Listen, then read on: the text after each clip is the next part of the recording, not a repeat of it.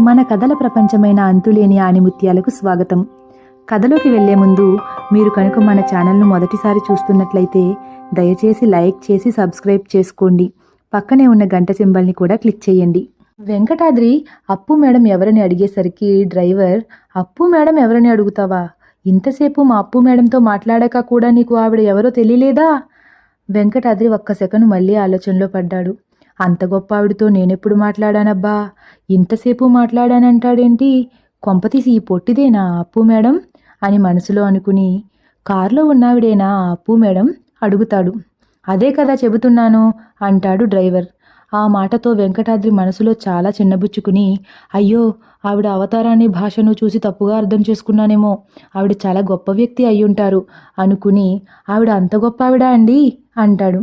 అనకాపల్లిలో మా అప్పు మేడం అంటే తెలియని వాళ్ళుండరు తెలుసా? డబ్బుకు డబ్బు, పేరుకు పేరు. అన్నింట్లో ఆవిడని మించిన వాళ్ళు లేరు. మా ఊళ్ళో 1000 ఎకరాలకు ఆసామి. ఒక్కసారి మా అప్పు మేడం గొంతు వినపడగానే ఎవరైనా ఈవిడ ముందు వచ్చి నిలబడాల్సిందే.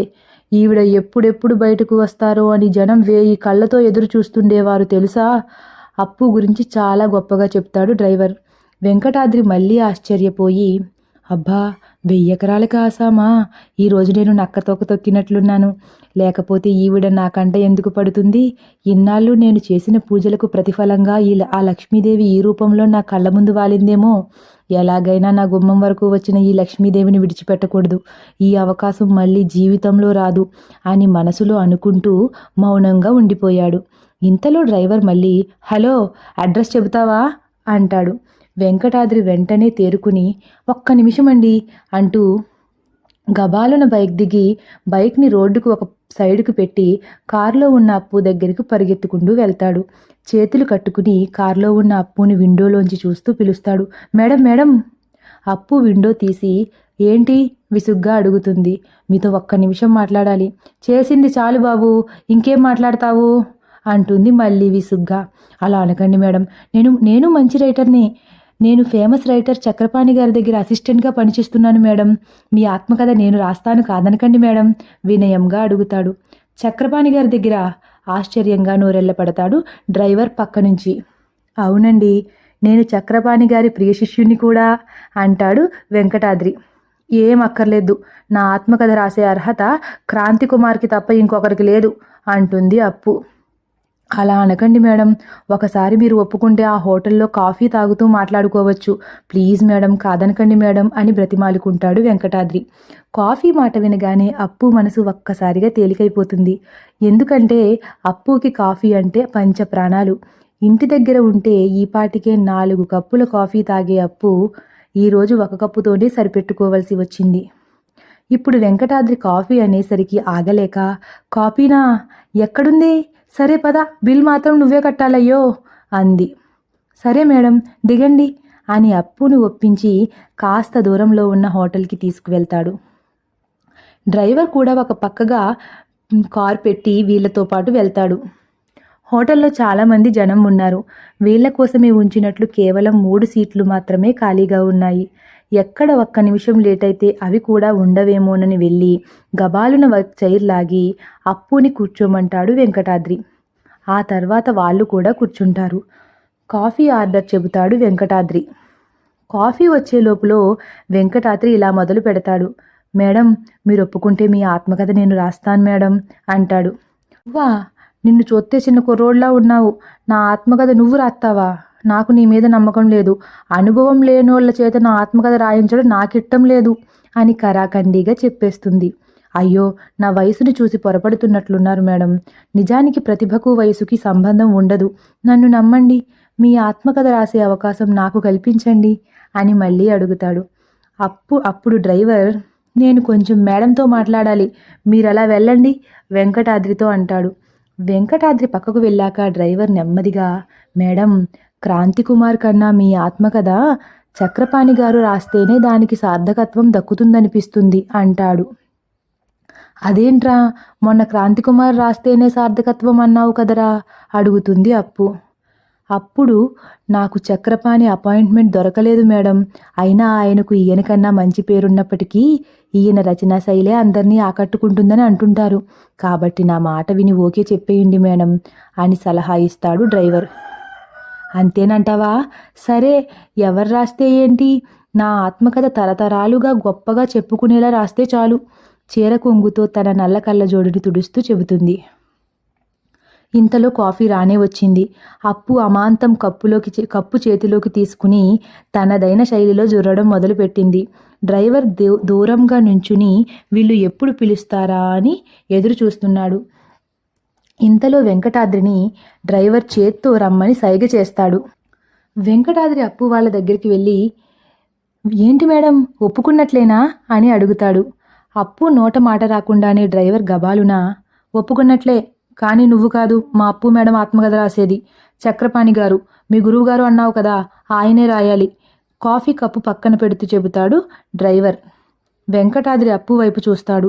నీకు ఇష్టమైతేనే చెప్పు, లేకపోతే మేము క్రాంతి కుమార్ దగ్గరికే వెళ్ళిపోతాం అంటూ అప్పు కూడా పైకి లేస్తుంది. వెంకటాద్రి మళ్ళీ ఆలోచనలో పడ్డాడు. ఈసారి ఎక్కువ సమయం తీసుకోకుండా, సరే మేడం, మీరన్నట్లే చేద్దాం, మిమ్మల్ని ఇప్పుడే మా గురువుగారి దగ్గరికి తీసుకువెళ్తాను అంటూ పర్సులో ఉన్న 200 తీసి బిల్ కట్టి మిగిలిన చిల్లర పర్సులో పెట్టుకుని హోటల్ నుంచి బయటకు వచ్చేస్తారు. మేడం, నా బైక్ పనిచేయట్లేదు, మీకేం అభ్యంతరం లేకపోతే నేను కూడా మీ కారులో రావచ్చా అడుగుతాడు వెంకటాద్రి. ఇష్టం లేకపోయినా చేసేదేం లేక సరే అంటుంది అప్పు. అలా ముగ్గురు కారులో చక్రపాణి ఆఫీస్కి వెళ్తారు. ఆఫీస్ అంటే ఏదో పెద్ద బిల్డింగ్ ఉండి చాలా హడావిడిగా ఉంటుందని ఊహించుకునేలా ఏం లేదు. ఒక పెద్ద రూమ్లో ఒక వుడెన్ టేబుల్, దానికి ఎదురుగా ఒక చైర్, ఆ టేబుల్ పైన ఒక మూలగా 4 పుస్తకాలు, పక్కనే పెన్నుల స్టాండు, మధ్యలో ఒక చెక్క బోర్డుపై చక్రపాణి అని పెద్ద పెద్ద అక్షరాలతో రాసుంది. కింద చిన్న అక్షరాలతో రచయిత అని రాసుంది. ఈశాన్య మూలలో గోడకు చక్రపాణికి ఇష్టమైన దేవుడి పటాలు, ఆ గోడకు మధ్యలో ఎవరైనా వస్తే కూర్చోవడానికి 4 కుర్చీలు, వాటికి ఎదురు గోడకు ఆనించి ఇంకో 4 కుర్చీలు తప్ప ఆ ఆఫీసులో ఏమీ లేవు. కానీ రూమ్ మాత్రం చాలా శుభ్రంగా ఉంది. దేవుడి దగ్గర అప్పుడే వెలిగించిన అగరుబత్తుల పరిమళంతో రూమ్ అంతా సువాసనతో నిండిపోయింది. చక్రపాణి తన కుర్చీలో ప్రశాంతంగా కూర్చుని ఎప్పట్లానే పెన్నుతో మెదడుని తడుతూ కళ్ళు మూసుకుని తీవ్రంగా ఆలోచిస్తున్నారు. ఇంతలో డోర్ కొంచెం తీసి లోపలకు తలను పెట్టి, రావచ్చా సార్ అంటాడు వెంకటాద్రి. రావెంకి అంటారు చక్రపాణి. మేడం, మీరు ఇక్కడే కూర్చోండి, నేను లోపలికి వెళ్ళి మా సార్కి మీ గురించి చెప్పి ఒప్పించి మిమ్మల్ని లోపలికి పిలుస్తాను. లోపలికి వెళతాడు వెంకీ. శుభోదయం సార్ అంటూ ఎదురుగా నుంచుంటాడు. శుభోదయం, ఈరోజు చాలా తొందరగా వచ్చేసినట్లున్నావేంటి అంటారు చక్రపాణి. అదో పెద్ద కథ సార్ అంటాడు వెంకటాద్రి. అమ్మో, అయితే ఇప్పుడు వద్దులే, అసలే నేను నా బుర్రకు పదును పెట్టే పనిలో ఉన్నాను. అలా అనకండి సార్, ఇప్పుడే మీతో చెప్పాల్సిన విషయం అది అంటాడు ఆతురతగా వెంకటాద్రి. చక్రపాణి రాయడం ఆపి వెంకీ వైపు చూసి, ఏంటది అంటారు. ఎందుకంటే పని మధ్యలో ఎప్పుడూ డిస్టర్బ్ చెయ్యని వెంకీ అలా అనేసరికి ఇదేదో ముఖ్యమైన విషయం అని అర్థమైంది ఆయనకు. వెంటనే వెంకటాద్రి పక్కన ఉన్న కుర్చీని అమాంతం లాక్కుని వెంకటాద్రి ఎదురుగా కూర్చుని, సార్, ఈ రోజుతో మన కష్టాలు తీరిపోయినట్లే. ఇన్నాళ్ళు సరస్వతీదేవి కటాక్షాన్ని రుచి చూసాం, కానీ ఇప్పుడు లక్ష్మీదేవి కూడా మనల్ని కనికరించినట్లుంది సార్ అంటాడు కళ్ళను పెద్దగా చేసి. వెంకీ ఏం చెబుతున్నాడో చక్రపాణికి ఏం అర్థమవ్వక, ఏం మాట్లాడుతున్నా వెంకీ అంటారు. సార్, నేను చెప్పేది శ్రద్ధగా వినండి అంటూ జరిగినదంతా చెప్పుకొస్తాడు. అది విన్న చక్రపాణి కూడా ఊహల లోకంలో విహరిస్తూ, అయితే ఆవిడ ఆత్మకథ రాస్తే మనకు ఎంత ఇస్తారంటావు అంటారు అబ్బురంగా. వాళ్ళని చూస్తే బాగా అమాయకుల్లా అనిపిస్తున్నారు సార్, కాబట్టి మనం ఎంత అడిగితే అంత ఇచ్చేలా ఉన్నారు వెంకీ కూడా తీక్షణంగా చెబుతాడు. అవునా? అయితే అసలు ఎంత ఇస్తారో ముందే నువ్వు వెళ్ళి కనుక్కురా. సరే సార్, కానీ ఒక షరతు, వాళ్ళు ఇచ్చిన దాంట్లో మీకు సగం నాకు సగం. మరీ సగం సగం అంటే కుదరదు వెంకీ, రాసేది నేను కాబట్టి నాకు 3 వంతులు, నీకు 1 వంతు. సార్, వీళ్ళను నేను తీసుకురాకపోతే అసలు మీకు ఆ సగం కూడా వచ్చేది కాదు కదా సార్, అందుకే మీరు నష్టపోకూడదు, నేను నష్టపోకూడదు, కాబట్టి సగం సగం అంటాడు వెంకీ. సరే, నువ్వన్నట్లే చేద్దాం, ముందసలు వాళ్ళు ఎంత ఇస్తారో కనుక్కురా. ఇప్పుడే కనుక్కొస్తాను అని బయటకు వెళ్తాడు వెంకీ. బయట కుర్చీలో కూర్చుని దిక్కులు చూస్తూ ఉంది మన అప్పు.